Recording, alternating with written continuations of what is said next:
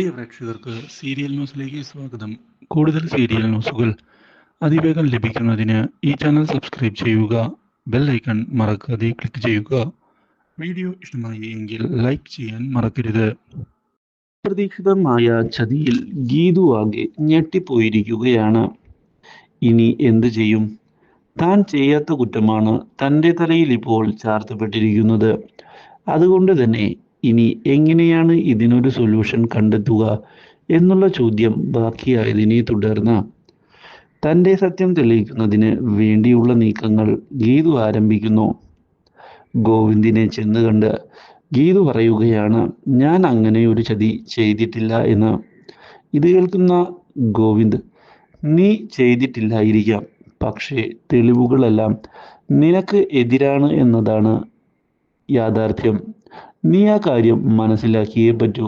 അതുകൊണ്ട് തന്നെ എത്രയും പെട്ടെന്ന് ഈ ചതിക്ക് പിന്നിൽ കളിച്ചത് ആരാണ് എന്ന സത്യം പുറത്ത് കൊണ്ടുവരിക തന്നെ ചെയ്യണം. ഇല്ലെങ്കിൽ കാര്യങ്ങൾക്കൊരു വ്യക്തതയില്ലാതെ വരും. നിന്റെ തെറ്റ് നീ ചെയ്തിട്ടില്ല എന്ന് തെളിയിക്കേണ്ടത് നിന്റെ കൂടി കർത്തവ്യമാണ് എന്ന് പറയുകയും ചെയ്തതിനെ തുടർന്ന് എങ്ങനെയാണ് എൻ്റെ ലാപ്ടോപ്പിൽ നിന്ന് ആ മെയിൽ പോയത് എന്നുള്ള കാര്യമാണ് എന്നെ കുഴപ്പിക്കുന്നത് എന്ന് പറഞ്ഞിരിക്കുകയാണ് ഗീതു. ഇത് കേൾക്കുന്ന ഗോവിന്ദ്, നീ അറിയാതെ നിന്റെ ലാപ്ടോപ്പ് ആർക്കാണ് ഓപ്പൺ ചെയ്യാൻ അറിയുക? മാത്രവുമല്ല, നിന്റെ പാസ്വേഡ് അറിഞ്ഞാൽ മാത്രമേ ആർക്കായാലും അത് ആക്സസ് ചെയ്യാൻ സാധിക്കുകയുള്ളൂ. നിന്റെ മെയിൽ ഐ ഡി ഉപയോഗിച്ച് അയക്കണമെങ്കിൽ ഇതെല്ലാം വളരെ തന്ത്രപരമായി ചെയ്ത കാര്യമായിരിക്കണം. നീ ചെയ്തിട്ടില്ല എന്ന് ഇപ്പോൾ വീട്ടിലുള്ള എല്ലാവരുടെയും മുൻപിൽ തെളിയിക്കേണ്ടത് നിന്റെ കർത്തവ്യം തന്നെയാണ്. അതിൽ യാതൊരു സംശയവും ഇല്ല എന്ന് പറഞ്ഞതിനെ തുടർന്ന് എന്താണ് ഇനി ചെയ്യേണ്ടത് എന്ന ചോദ്യം ബാക്കിയാവുകയാണ്. തൻ്റെ തെറ്റ് എങ്ങനെയാണ് തിരുത്തുക എന്ന ചോദ്യവും മുന്നിലേക്ക് വന്നതിനെ തുടർന്ന് ഒരു സൊല്യൂഷൻ കണ്ടെത്തിയേ പറ്റൂ എന്ന് ഉറപ്പിക്കുമ്പോഴാണ് ഗീതുവിൻ്റെ ലാപ്ടോപ്പ് വാങ്ങിച്ചുകൊണ്ട് രാധികാമ്മ പോകുന്നത്.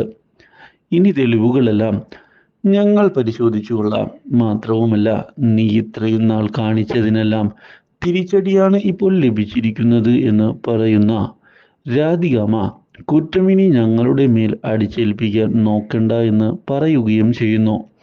നിന്റെ ലാപ്ടോപ്പിൻ്റെ പാസ്വേഡ് അറിയുന്ന ആൾക്ക് മാത്രമല്ലേ ഇത് ഓപ്പൺ ചെയ്യാൻ സാധിക്കുക എന്ന് ചോദിക്കുകയും അതുകൊണ്ട് തന്നെ ഇനി അന്വേഷണം ഞങ്ങൾ കൃത്യമായി കൊണ്ടുപോയിക്കൊള്ളാമെന്ന് പറയുകയും ചെയ്യുന്നു.